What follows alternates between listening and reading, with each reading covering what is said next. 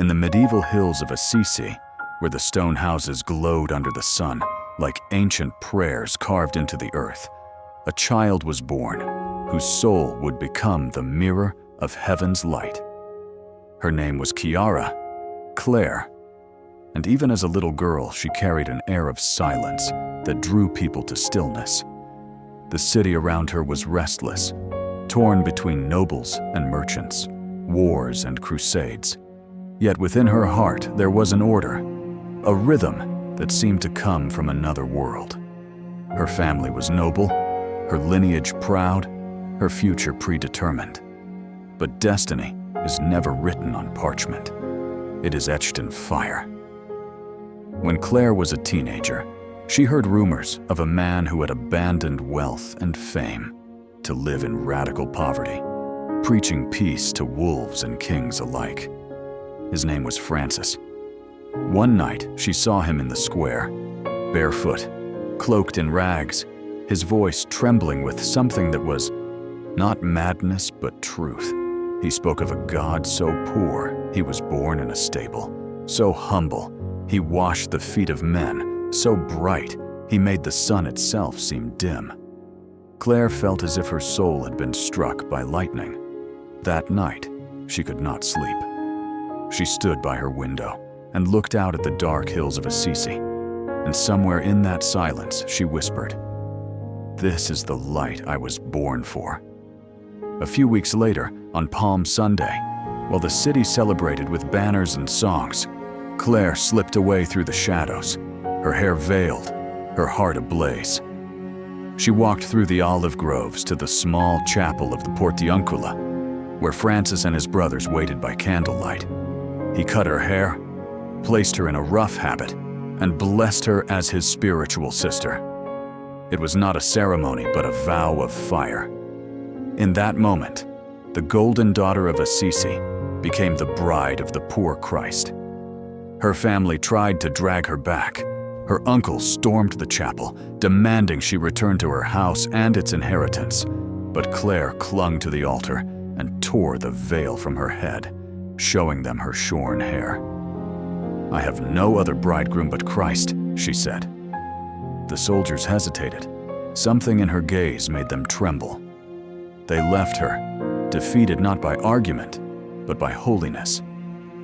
Francis brought her to the church of San Damiano, a crumbling sanctuary on the edge of the city, the same place where Christ had once spoken to him from the cross. "Rebuild my church." There, Clare would rebuild not with stone, but with faith.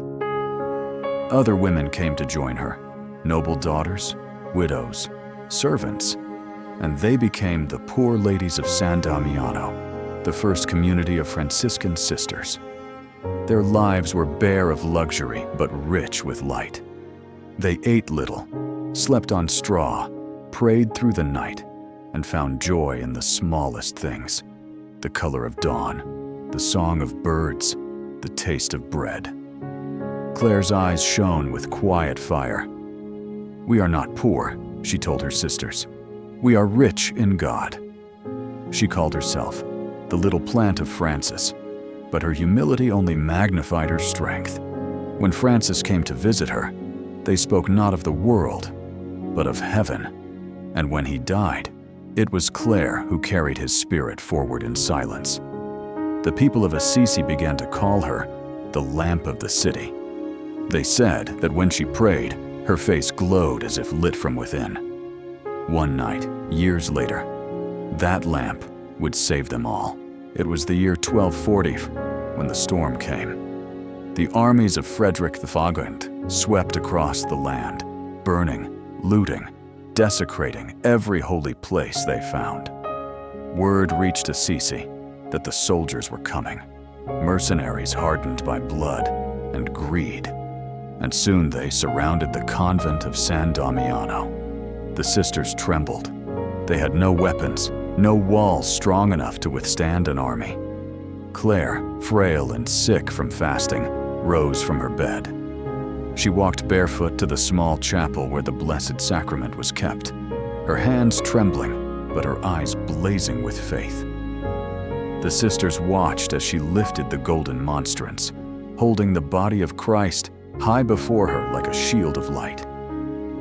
"O Lord," she whispered, "protect your servants, whom you have redeemed by your precious blood."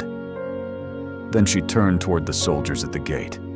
They saw her standing there, a thin woman bathed in radiance, the golden vessel glowing in her hands. The night itself seemed to bend away from her. Suddenly, a blinding light poured from the monstrance, so bright that the soldiers fell to the ground as if struck by lightning. Terrified, they fled, leaving behind their weapons and curses swallowed by the wind. The sisters fell to their knees, weeping. Clare simply lowered the monstrance and said softly, "I have protected you with the Lord's light." From that day, the people of Assisi called her the Mirror of Light, for she reflected the radiance of Christ into the darkness of war. Yet her life was not a series of miracles, but a long obedience of love. She lived more than 40 years within those walls, rarely leaving, her world reduced to the dimensions of the chapel. But within that small space, she touched eternity. Kings sought her prayers, popes wrote to her for counsel, yet she remained the same, humble, joyful, and aflame. "Place your mind before the mirror of eternity," she told her sisters, "and your soul will shine." In her later years, illness consumed her body. She could hardly move, yet her spirit grew lighter with each passing day. One sister found her gazing at the crucifix, whispering, "He who is so great has stooped to me. What joy!" When word came that the Pope had finally approved her rule of life, a radical rule of absolute poverty, she smiled and said, "Blessed be God, who has fulfilled my desire." A few days later, on August 11, 1253, as the bells of Assisi rang in the distance, Clare took her final breath. Her face, witnesses said, was luminous, her body surrounded by a fragrance like lilies. She was 70 years old. The sisters wept, but they knew her light had not gone out. It had simply passed into heaven. Her friend, Sister Agnes, said, "It is as though the sun has risen within the walls of San Damiano." 2 days later, as the people of Assisi carried her body through the streets, thousands followed in silence. The same city that had once mocked Francis for his madness now bowed before his mirror. The sun blazed overhead, and they said its light seemed softer, purer, as though the heavens themselves paid tribute. Her legacy lived not in words, but in reflection. The poor Clares, as her order came to be known, multiplied across the world, carrying her spirit of simplicity and faith. In monasteries from Italy to Asia, the sound of their prayer still rises in the night, invisible yet radiant.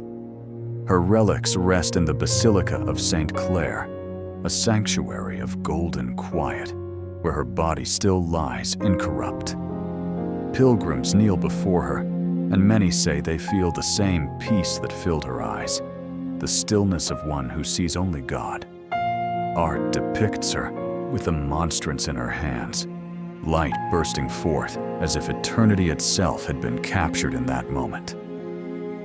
But the truest image of Clare is not in paint or stone. It is in every soul that reflects divine light without keeping it for itself.